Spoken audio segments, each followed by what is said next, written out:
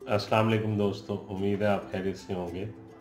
मैं homeo doctor Zaheer आपको homeo health care में खुशामदीद कहता हूँ, वेलकम करता हूँ। आज का जो मालूमाती प्रोग्राम है वो स्पुटम के बारे में या जमे हुए बलगम के बारे में होम्योपैथिक की अद्वियात का है, या दमा के मरीज़ जिनको सांस लेने में बहुत ज़्यादा तंगी होती है और बलगम की वजह से वो सही तरह सांस नहीं ले सकते, और जिनको सांस भी ज़ोर लगा कर लेना पड़ता है और काफ़ी तकलीफ़ का करना पड़ता है, क्योंकि दमे की तकलीफ़ या अस्थमा का मर्ज़ ऐसा है जो कि मरीज़ इस बीमारी से बहुत ज़्यादा परेशान होता है, और हर वक्त उसे ये ख़तरा लगा रहता है कि कहीं उसका सांस जो है वो रुक ना जाए, सांस बंद ना हो जाए, क्योंकि सांस जो है ये ज़िंदगी की अलामत है।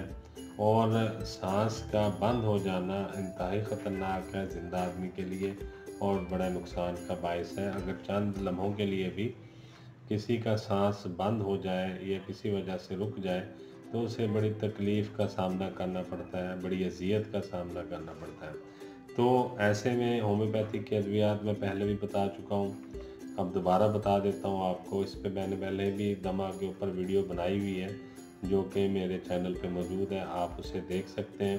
उसमें आर्सेनिकम एल्बम है, 30 पोटेंसी में जो यूज़ करवाई जाती मेडिसन, एपिकॉक है, एंटीएम टार्ट है और कार्बोवेज, ये चार अद्वियात को 30 पोटेंसी में लेके आर्सेनिकम एल्बम, एंटीएम टार्ट है, कार्बोवेज है और एपिकॉक है, ये चारों अद्वियात 30 पोटेंसी में लेके आपस में मिला के इनको 10 कतरे सुबह, 10 दोपहर, 10 शाम, 2 बूंद पानी में मिला के मरीज़ को देंगे।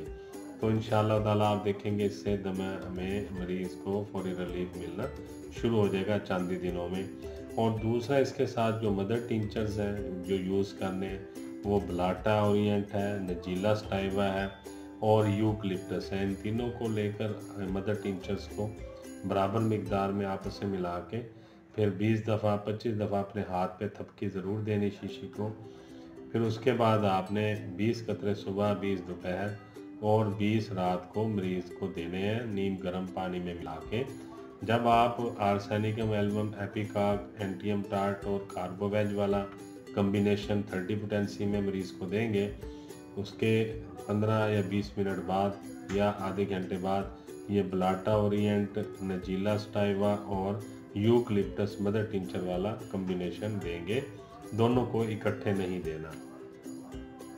अब ये तो आपको मैंने दमे की मेडिसिन बता दी है कि सांस लेने में जिन लोगों को दिक्कत है, जिनको अस्थमा की दमे की शिकायत है, वो ये मेडिसिन इस्तेमाल करें। एक कम्बिनेशन 30 पोटेंसी में मैंने बताया, एक कम्बिनेशन मदर टिंचर में बताया। अब इसमें एक मेडिसिन इतनी लाजवाब है और इतनी ज़बरदस्त है दमा के मरीज़ों के लिए कि उसके रिज़ल्ट हमेशा से बहुत ही अच्छे आए हैं। और मैंने अपने मरीज़ों को जिनको थोड़ा सा भी सांस का मसला होता है तो ये मेडिसिन एडवाइस करता हूँ, ये देता हूँ, और इसके बहुत ही अच्छे रिज़ल्ट आते हैं। ये ऐसे लोग, ये बच्चे, ख़वातीन, बड़े बूढ़े, नौजवान, किसी भी उम्र में जिनको सांस का मसला है या सांस चढ़ता है ज़्यादा, मुशक्क़त के ना करने के बावजूद भी आम से काम करने की वजह से जिनको सांस चढ़ जाता है, थोड़ा सा सीढ़ियाँ चढ़ने उतरने से या थोड़ा सा वज़न हाथ में उठाकर चलने से उनको सांस का मसला हो जाता है, या फिर थोड़ी सी ठंड ज़्यादा पड़ने से जिनको सांस की तकलीफ़ शुरू हो जाती है, तो ऐसे लोगों के लिए यूकलिप्टस बहुत ही ज़बरदस्त मेडिसिन है। ये सफ़ेदे के दरख्त और उसके पत्तों से और उसकी छाल से, उसकी जड़ों से तैयार की जाती है यूकलिप्टस मदर टिंचर। ये मैं आपको दिखा देता हूँ, ये देख लीजिए यूकलिप्टस, ये मदर टिंचर क्यों पोटेंसी में है यूकलिप्टस। तो इसकी आप इसको इस्तेमाल भी करेंगे मेडिसिन में। मैंने जैसे पहले बताया, ब्लाटा, नजीला स्टाइवा और यूकलिप्टस, ये तीनों मदर टिंचर आपस में मिला के 20 कतरे सुबह, 20 दोपहर, 20 रात को नीम गर्म पानी में मिला के मरीज़ को देने होते हैं। इसी तरह यूकलिप्टस मदर टिंचर को आप भाप में भी मरीज़ को दें कि थोड़ा सा पानी गर्म करें। जब पानी अच्छी तरह गर्म हो जाए, उबलने लग जाए, उसके अंदर इसके 10 कतरे यूकलिप्टस क्यू पोटेंसी के उसमें डाल दें पानी में, और उस पानी के मरीज़ को भाप दें, तो उससे भी उसको फौरी रिलीफ मिलेगा। और उसका सांस काफ़ी बेहतर हो जाएगा और उसकी जो दमे की तकलीफ़ है उसमें काफ़ी उसको आराम आएगा, क्योंकि ये फेफड़ों के लिए, सांस की नालियों के लिए बहुत ही अच्छी मेडिसिन है।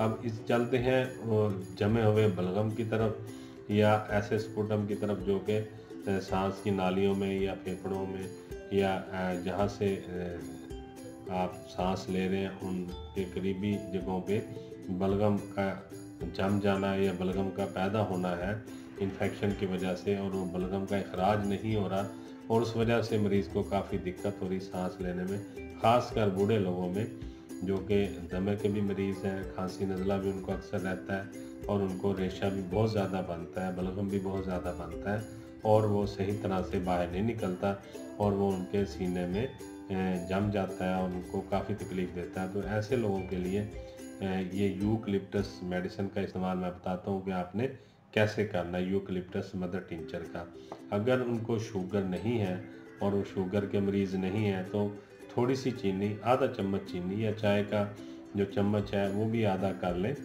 चीनी का लेना है। उसके ऊपर आपने 10 कतरे जो है यूकलिप्टस के या 5 कतरे यूकलिप्टस मदर टिंचर के आपने डाल देने हैं।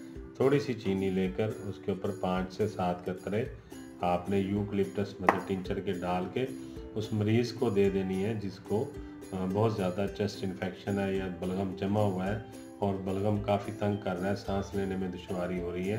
तो ये आप उसको थोड़ी देर